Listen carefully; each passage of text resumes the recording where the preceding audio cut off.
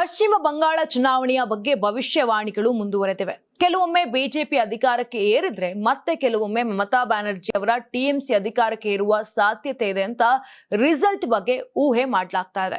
ಇನ್ನು ಪಶ್ಚಿಮ ಬಂಗಾಳ ಚುನಾವಣೆಗಳ ಬಗ್ಗೆ ಬೆಟ್ಟಿಂಗ್ ಮಾರುಕಟ್ಟೆಯಲ್ಲಿಯೂ ಬಿಸಿ ಬಿಸಿಯಾದ ಚರ್ಚೆ ನಡೀತಿದ್ದು 5 ರಾಜ್ಯಗಳ ಪೈಕಿ ಬಂಗಾಳದ ಫಲಿತಾಂಶವೇ ಹೆಚ್ಚು ಸದ್ದು ಮಾಡುತ್ತಿದೆ.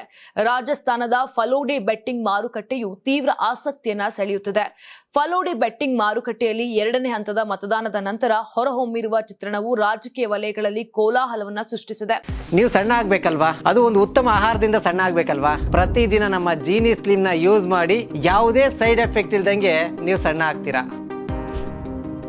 ಫಲೋಡಿ ಬೆಟ್ಟಿಂಗ್ ಮಾರುಕಟ್ಟೆಯ ಇತ್ತೀಚಿನ ಅಂದಾಜಿನ ಪ್ರಕಾರ ಪಶ್ಚಿಮ ಬಂಗಾಳ ವಿಧಾನಸಭಾ ಚುನಾವಣೆಯ 2ನೇ ಹಂತದ ನಂತರ ಬಿಜೆಪಿ 150ರಿಂದ 152 ಸ್ಥಾನಗಳನ್ನ ಗೆಲ್ಲುವ ನಿರೀಕ್ಷೆ ಇದೆ. ಆದರೆ ತೃಣಮೂಲ ಕಾಂಗ್ರೆಸ್ 137ರಿಂದ 140 ಸ್ಥಾನಗಳಿಗೆ ಇಳಿಯುವ ನಿರೀಕ್ಷೆ ಇದೆ. ಫಲೋಡಿ ಬೆಟ್ಟಿಂಗ್ ಮಾರುಕಟ್ಟೆಯಲ್ಲಿನ ಈ ಬದಲಾವಣೆಯನ್ನ ಸಹ ಮುಖ್ಯವೆಂದು ಪರಿಗಣಿಸಲಾಗುತ್ತಿದೆ.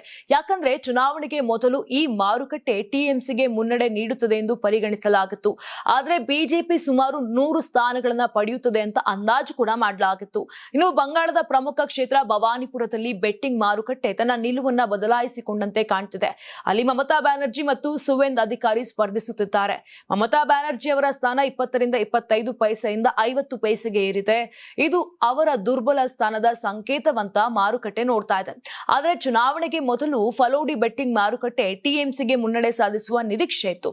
ಇದರ ಮಧ್ಯೆ ಮಾರ್ಚ್ನಲ್ಲಿ ಭಾರತೀಯ ಜನತಾ ಪಕ್ಷಕ್ಕೆ 100 ಸ್ಥಾನಗಳನ್ನ ನೀಡಿದ್ದ ಬೆಟ್ಟಿಂಗ್ ಮಾರುಕಟ್ಟೆ ಈಗ 2ನೇ ಹಂತದ ಮತದಾನದ ನಂತರ ಸಂಪೂರ್ಣ ಬಹುಮತದೊಂದಿಗೆ 150ಕ್ಕೂ ಹೆಚ್ಚು ಸ್ಥಾನಗಳನ್ನ ಗೆಲ್ಲುತ್ತದೆ ಅಂತ ಊಹಿಸುತ್ತಿದೆ.